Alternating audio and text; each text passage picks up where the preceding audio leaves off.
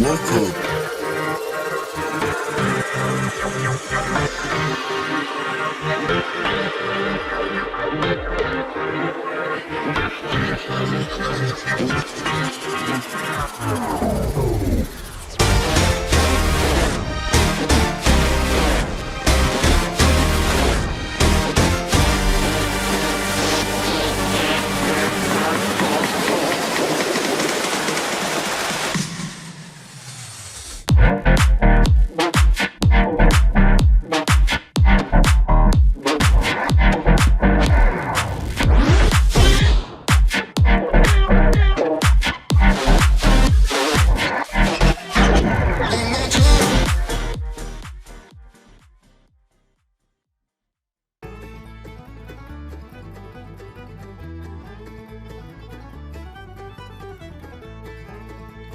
Welcome to the Everything Podcast, Season 2, Episode 127. In this episode, we're going to continue looking at all the Doctor Who magazine news to do with the 2023 Christmas special and the 2024 season of Doctor Who, featuring Ncuti Gatwa's 15th Doctor and Millie Gibson's Ruby Sunday. And in this episode, we're looking at Doctor Who magazine issue 589. And we're starting off with an article titled New Faces. The Doctor Who production office has shared details of 5 actors who have been cast in forthcoming episodes. Since graduating in 2017, Bath Joshi has appeared in numerous stage and screen productions, the latest Tetris, which will be available on Apple TV Plus from the 31st of March. An award-winning actor, writer, director, Alid Lone played Lady Jane Grey in the BBC4 documentary England's Forgotten Queen, broadcast in 2018, and subsequent TV work has included appearances in the Sister Bond mysteries for the BBC and Traces for LP. Pete McHale's previous television credits include The Feed for Amazon Prime and The Gangs of London for Sky Atlantic. Pete is also a writer and is currently developing a solo theatre piece called Dear Young Monster. Previously a semi-regular in BBC One's Doctors. Miles Yekini's stage roles include the National Theatre's production of Warhorse at the New London Theatre and the comedy about a bank robbery at the Criterion Theatre. His recent screen credits include the acclaimed Apple TV Plus series Slow Horses. Henry Urim started work on Doctor Who shortly after completing his run in Jews. In their own words, at London's Royal Court Theatre, he recently appeared in the 5th season of the award-winning podcast comedy The Media Project. We'll have more information about the episodes featuring the 15th Doctor, played by Ncuti Gatwa, and Ruby Sunday, played by Millie Gibson, in future issues. Next up is the letter for the showrunner, written by Russell T Davies. Russell T Davies answers a distress call from a fellow exec. Sunday, the 19th of February 2023. Do you know, it's hard work on Doctor Who. I am on a Sunday afternoon and I'm stuck on scene 2022 of episode 8. Should that vital object stay in the ops room or get moved to the chamber? And I've done a rewrite on episode 1 which includes the words Raw, Glastonbury and Quincidor. And I've just sent notes on the 3rd edit of episode 4, including putting the line I want to went to the top of the shard. Well, hold on, ping. An email from Judy Garden. Disaster. I can't find any silver glitter body spray. Well, hold on, context. Judy's going to the BAFTAs because her husband and my lovely friend Julian Holworth have been nominated for Best Sound for Avatar The Way of Water. Just prove that all stories Doctor Who stories. Let me tell you, they first met on the set of Doctor Who, a workplace romance with Daleks. But now today, I say this is ridiculous. I'm a gay man. Surely I can find silver glitter body paint. So I text my mate Rob Ketch, better known as Cardiff's finest drag queen, or the finest on Tuesday afternoon, Dr. Beverly Ball Crusher. Where can Julie get silver glitter body spray on a Sunday afternoon in London? Now, just to prove that all stories are Doctor Who stories, Dr. Bev, despite having a name taken from Star Trek, the poor lost soul is vitally tied to the history of Doctor Who. We first met back in 2004. I've done the story before, but some of you weren't born, okay? Late one night, we were shooting the end of our very first episode, Rose, in the middle of Cardiff city centre. Dr. Rose and Mickey were lined up for that pivotal last scene. Rose had the choice to stay with Mickey or leave the TARDIS with a mysterious traveller in time and space. Huge drama, huge moment in history. Until the runner said to me, "Excuse me, we'd like you to pop into Miss Minsky's." Okay, we were filming right next to a gay club, so I potted inside, wearing my handfree and good old analog headphones so I could still hear dialogue being recorded outside. As I walked in, The doorway's at the top of a long staircase. Dr. Bev is on stage, and yes, truly, faithful reader, she sings Star Maker from Fame to me. As I walk slowly down the stairs, we meet, we hug, we hoot, we argue, I slap. Bev, she slaps me, we kiss, we make sweet love, and then I went back outside. It's all one of my favourite nights on set filming a gay club, filming with barely a blink in between. Anyway, today, help me. Dr. Bev. You're my only hope, Dr. Bev. Like any drug, you can solve every problem. Suggests that the Barry M range available in larger Boots or Superdrug. Other cosmetics are available, except obviously on this date they won't. At the same time, the call had gone out. The gays can hear a woman in peril. Phil Collins is out for lunch just to prove that all stories are not two stories. He's with Michelle Collins, the captain of the battalion from Chris Chibnall's Fortitude to late Captain Catherine MacDonald, who's the rescue. Try Hanley's, really, yes, or John Lewis, I say. It's like we're in The Apprentice, and then in a climax the tale, which I frankly rewrite because it's not really exciting enough. Team Drag defeats Team Fortitude because yes, there's just one pot left of silver glittering boots. Gel, not spray. What the hell? Crisis averted, the BAFTAs can go ahead. Well, until 10 minutes before transmission, when hold on ping, another email from Julie. Total jumpsuit malfunction. There's faithful readers and queens. In the fascinating Venn diagram intersection between the two, I'll spare your blushes and look away. The point is though, because all stories not two stories, yes, life on Doctor is hard work, but sometimes it's an absolute horse. P.S. He lost. Next up is the production diary written by Scott Hancock. The latest of script editor Scott Hancock's exclusive updates from Wolf Studios. It may feel like months since Christmas was here, but it's a lot more recent for the Doctor Who team as we start shooting our first festive episode of the new era. Work continues on the series to follow. Wednesday, 1st of February. Block 3 continues with a weekly page turner script, allowing director Julianne Robinson to catch up with her head of department on everything from sets and stunts to monsters and costumes.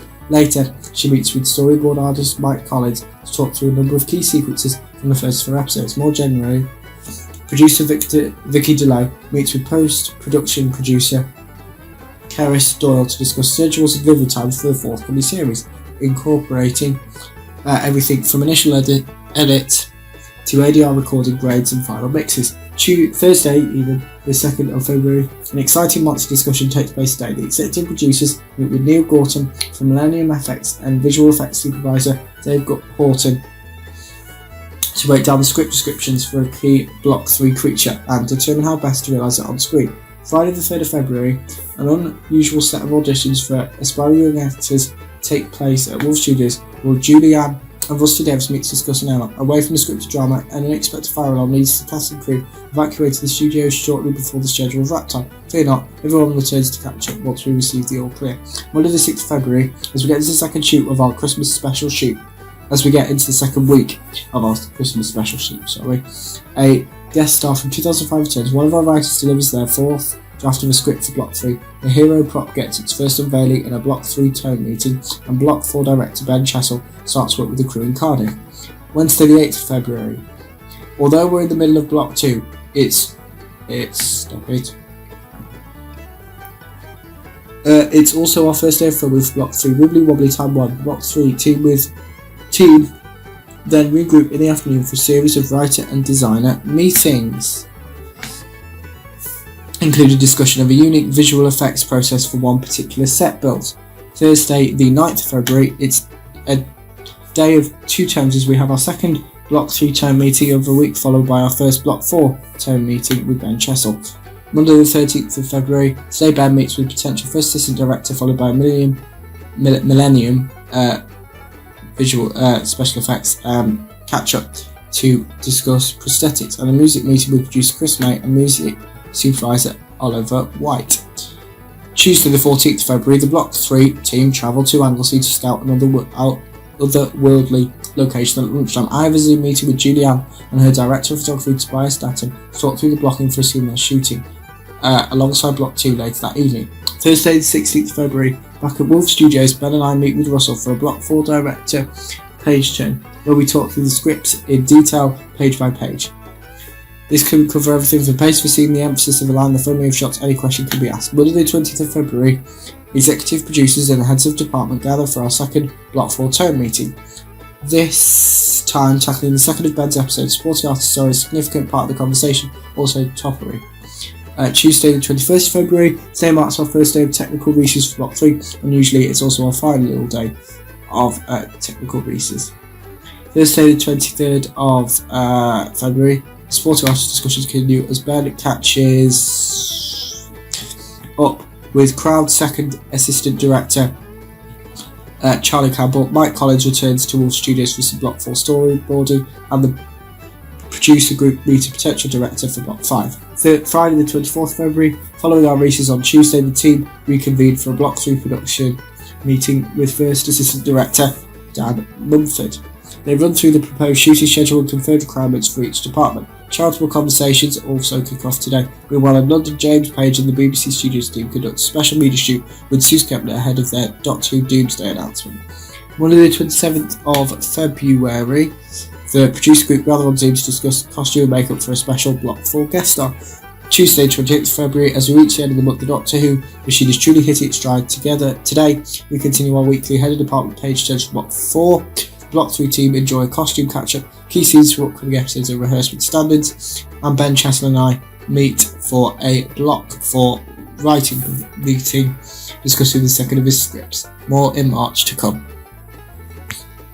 Now we're moving on to Doctor Who magazine, issue 590. I'm going to look at this episode at two segments. The first one is a letter from the showrunner managing the publicity for Doctor Who as a fine art. Rusty Davis discusses his role in the process. What to say when to release information, in what order. For you, I mean faithful reader. The plan is to keep a consistent bristle of information without giving the audience too much, but without them thinking we've vanished. Because these are the tricky days right now. We've had the initial rush of excitement, and come the summer with Comic-Con, maybe perhaps, not a promise, and then the BBC's autumn schedule. The heat will begin to intensify. Slowly but surely, we'll be everywhere, but that's hope. But now, April, May, June, tricky months. Maybe we'll have to idle a little, but not stop. There is a plan, a real proper detailed plan. A lot of work's gone into it. Vanessa Hamilton, Director of Commercial Brand Development, Doctor Who and Scripted Fact Fans, have slaved over a mighty Bible with Joanne Allen from BBC Publicity and the team. Oh, it's epic. It's cross-referenced with colours and everything. The document is so vast, listing the potential release of every actor, director, composer, writer, designer and monster. I quail before it might. The other day, I asked, when are we announcing Jiskets in the document? Came the answer. That's like being told to search the Bellodian for a pamphlet.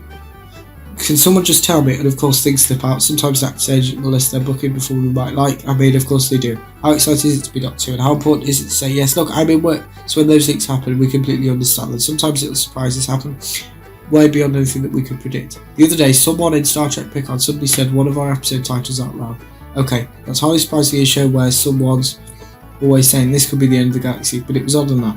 Write into Doctor Who magazine if you think you know what it is, and if it makes you go and troll every word of the show to try and find it, then you're in for a treat. It's a brilliant series. Sometimes the plans actually work. The casting of the magnificent Jinx Monsoon is a good example. That goes way back to the 3rd of October 2022, the day I delivered the very first draft of the script. I think that should be played by Jinx Monsoon, I say. But Jinx leads the sort of like where she booked up months of that. Seriously, I know. She's got Christmas shows booked into UK theatres all the way up to 2024. We need to cast it as soon as we can to fix the dates. Andy Pride did his stuff. Emails flew. Phones jangled. I missed the days when they jangled and deals were done. Miracle of miracles, Jinx was free, and so happy to be asked. Then months followed, months of silence. All of us on both sides of the Atlantic hoping that it would be kept quiet, but until when? And that's where the mighty document comes into its own. It reckons with everything, including filming dates, more importantly the nature of that filming. The locations outside were likely to be seen, not just by fans. The tabloids had some properly zoom lenses at one of Shooty's crucial locations for the end of year episode. So we get together and wonder, all of us, the production team, Vanessa, Joe, Luke Spillane from socials, should we release the news when? On the day or before? Or will the location go unseen? Some do. We did some huge open air stunts the other day with the cast hanging off wires in the middle of the day no one saw, and at the same time some episodes are studio bound. So the recent Block 3 of filming has had two great guest stars who filmed with us inside the walls of Bad Wolf, completely unnoticed by the citizens of Cardiff. But sometimes you've got to reckon simply your Ravel and Star can make waves within the city. People get noticed, and the rumour mill is very quick to link that that named Doctor Who. Another fact to consider, of course, most of all, what does the Doctor want? Jigs was leaving a production of Chicago on Broadway, where Playbill said she attracted standing room only crowds amazing. She was constantly being asked, what you doing next? And yes, we could hold it over and stay quiet, but sometimes it feels like a wave is about to break. Sometimes it feels right, and this was such time. And at the point of all the planning to bring joy for once, nothing got spoiled. The plan worked, the document sang, and a beautiful, brilliant piece of news had been perfectly delivered. Well done, everyone. This is a truly stellar piece of casting. We're lucky to be joined by an absolute world-class genius. Batten down the hatches, and monsoon is about to hit town. Next up is the production diary written by Scott Hancock. What happened at Wolf Studios during March? Doctor Who script editor Scott Hancock was making notes. Time marches on and the Doctor Who team hits the midway point on production of the upcoming series, Wednesday 1st of March. A busy day at Wolf Studios as shooting at where Millie Gibson meet with Rusty Davies for a Block 3 page turn, allowing cast and writer to talk through the scripts blow by blow. Later, everyone gathers for a read-through of both these episodes, after which the editorial team convene for a note session, Hootsmon.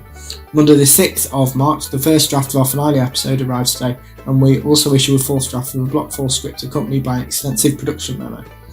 Elsewhere, our brilliant publicity team meets to discuss Block 3 opportunities, and the executive producers head to the edit suites for a review of a Block 1 episode. Tuesday the 7th of March, Blue revisions come in for a Block 3 episode. Blue denotes the order of the issue. It goes shooting script, pink, blue, yellow, green, goldenrod. And I'll stop at goldenrod because it's a colour no one's ever heard of in any other context. So a good place to pause and reflect. We also have a choreographer visit the studios, but nothing so exciting as goldenrod. Wednesday the 8th of March is International Women's Day. We love our social media team, also ironically snowing heavily. I say ironically because it's the first day after wrapping our Christmas episode. Of course the snow would wait till now. Elsewhere in the warmth of our production offices, heads of departments regroup for our weekly Block 4 page turn with director Ben Chisel, followed by a meeting to discuss set, build, crunch points as we hurtle towards our final block. Friday the 10th of March, our Block 5 director and the executive team meet with director of photography Charles Bain to discuss our final scripts. Saturday 11th of March, Doctor Who never rests even at weekends, as we lock the shooting script for our opening episode.